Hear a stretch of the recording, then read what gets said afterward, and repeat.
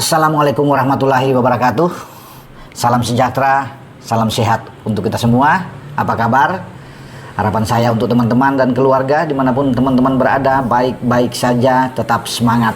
Tim nasional kita U22 di bawah pimpinan STY ntar malam akan bertempur menghadapi tuan rumah Myanmar di Stadion Tuan Ma di Yangon.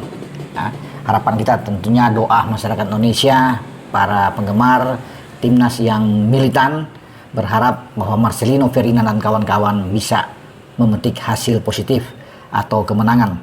Laga awal biasanya sangat sulit dan itu diakui juga oleh STY, termasuk manajer tim Pak Sumarji. Ketika saya coba hubungi, beliau bilang memang harus fokus semua anak-anak, persiapan mental dengan sangat baik karena tidak mudah untuk melewati laga awal, apalagi menghadapi tuan rumah Myanmar yang sangat berambisi untuk bisa mengalahkan Indonesia dalam duel pertama ini. Faktor mental disorot juga oleh Pak Marji bahwa kita harus kuat memang. Anak-anak harus percaya diri dan saya yakin bahwa timnas kita akan masuk lapangan dengan kepala tegak, akan percaya diri menghadapi Myanmar. STY juga sudah mewanti-wanti anak-anak ya untuk bermain dengan baik karena Myanmar dipandang sebagai tim yang kuat, apalagi mereka mengambil semua pemain-pemain terbaik mereka. Memang ada 2 pemain mereka yang biasa rutin masuk itu tidak dimainkan, tapi ada 7 pemain mereka atau bahkan mungkin sampai 8 yang bermain di luar Myanmar itu ditarik oleh pelatih Myo Laing Win. Ya, Myo Laing Win juga bertekad ya untuk membawa timnas Myanmar ini bisa menghadang Indonesia, bisa mengalahkan Indonesia karena mereka ingin memukul Indonesia. Terakhir Myanmar itu menang lawan Indonesia 2017 kalau nggak salah ya, bulan Maret mereka menang dengan 3-1. Tapi kesininya itu mereka tidak pernah menang. Terakhir pada 2021 ya di November kita menang 4-1 atas Myanmar. Memang teman-teman, kalau kita lihat dari 16 perjumpaan terakhir antara Indonesia dan Myanmar ini, kita lebih banyak menang memang. Kita menang itu 9 kali ya kalau nggak salah. Myanmar ada 4 kali menang ya, sisanya berakhir imbang.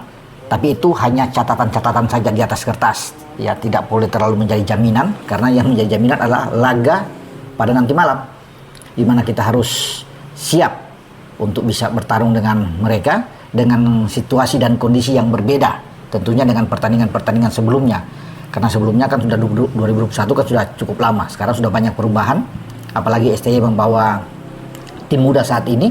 Terlepas di dalam itu ada Marcelino, ya ada Asnawi, ada Pratama Arhan, Ferrari, juga ada Hoki Caraka, ada Rafael Struijk yang sudah terbiasa bermain di level lebih senior yang selalu dipanggil oleh STY. Namun tetap kita tidak boleh menang enteng tuan rumah ya, karena mereka juga pasti akan coba untuk bisa menghadang kita, tapi kita harus tetap semangat untuk bisa melewati laga ini dengan baik. Rafael Struijk, pemain dari Brisbane Roar, sudah tiba ya kemarin di Yangon dan sudah disambut oleh STY, pemain-pemain semua. Kedatangan Rafael tentunya bisa menambah motivasi dari pemain-pemain di saat akan menghadapi laga krusial, laga pertama di grup B ini menghadapi Myanmar. Artinya tergantung sekarang dari STY apakah langsung memainkan Rafael Struijk sejak awal di starting 11 menghadapi Myanmar, atau dia memarkir dulu, mungkin karena faktor kecapean yang dia lihat ya, untuk main di babak kedua sebagai mungkin super sub. Tapi menurut saya karena ini pemain yang sudah STY tahu persis ya karakter dari Rafael, maka bisa saja saya pikir, karena dia punya istirahat sudah 1 hari sudah cukup dirasakan, dia bisa langsung dimainkan menghadapi Myanmar ya. Opsi lain kalau tidak ada Rafael di depan, mungkin yang lebih dulu adalah Ronaldo Kouate dan Hoki Caraka yang ditampilkan, kemudian Marcelino berdiri di belakang Hoki dan Ronaldo Kouate. Itu opsi lain jika tidak ada Rafa yang bermain pertama. Tapi saya tetap masih berharap bahwa Rafael ini akan main lebih dulu ya, entah dengan Ronaldo Kouate atau dengan Hoki Caraka. Itu urusan bagi STY yang lebih tahu tentunya dengan kondisi tim. Tapi yang pasti Marcelino akan selalu berada sebagai gelandang serang di belakang 2 striker. Nah, sementara komposisi pemain lainnya memang ini masih sulit karena STY saya tahu persis ya, sangat misterius, sangat sulit untuk ditebak, untuk bisa memprediksi kemungkinan pemain yang akan ditampilkan, karena semua itu akan ditentukan mungkin ya nanti menjelang pertandingan ya, mungkin 2-3 jam sebelum pertandingan baru STY menetapkan pemain-pemain ya untuk menghadapi Myanmar.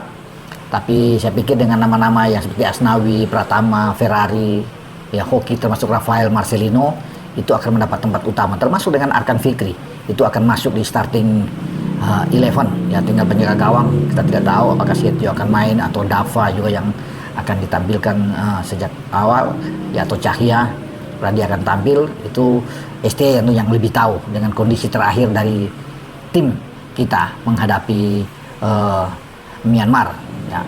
Jadi anak-anak tidak perlu takut, tidak perlu gentar menghadapi Myanmar, dan tetap optimis untuk bisa melewati laga pertama. Boleh saja Myanmar sudah menggambarkan bahwa mereka ingin menghadang kita, ya terserah mereka lah, wajar sebagai tuan rumah, tapi tetap kita harus waspada karena bukan tidak mungkin mereka bisa mengalahkan kita, karena ini kan sepak bola, menang kalah tergantung di lapangan, karena ambisi mereka memang untuk bisa lolos ya, karena kalau mereka bisa melewati Indonesia, kesananya mungkin mereka anggap ini aman ya, tapi kalau mereka terhadang melawan kita akan sulit untuk bisa menghadang Indonesia dan Vietnam yang diunggulkan di grup B ini, selain ada Filipina juga. Jadi itulah, maka pertandingan awal ini penting bagi kedua tim, baik Myanmar sebagai tuan rumah juga dengan Indonesia yang melakukan pertandingan tandang ya. Dan setelah pertandingan melawan Myanmar, kita akan balik ke kandang untuk bersiap pada tanggal 12 di Manahan Solo untuk menghadapi Laos ya. Setelah Laos baru pertandingan yang dianggap berat ya, yang tentunya banyak dinantikan, itu pertandingan di Vietri Stadion menghadapi tuan rumah Vietnam tanggal 15. Kita akan mengakhiri laga pada 21 Desember yang akan datang menjamu Filipina. Filipina akan datang lagi ke Stadion Manahan Solo.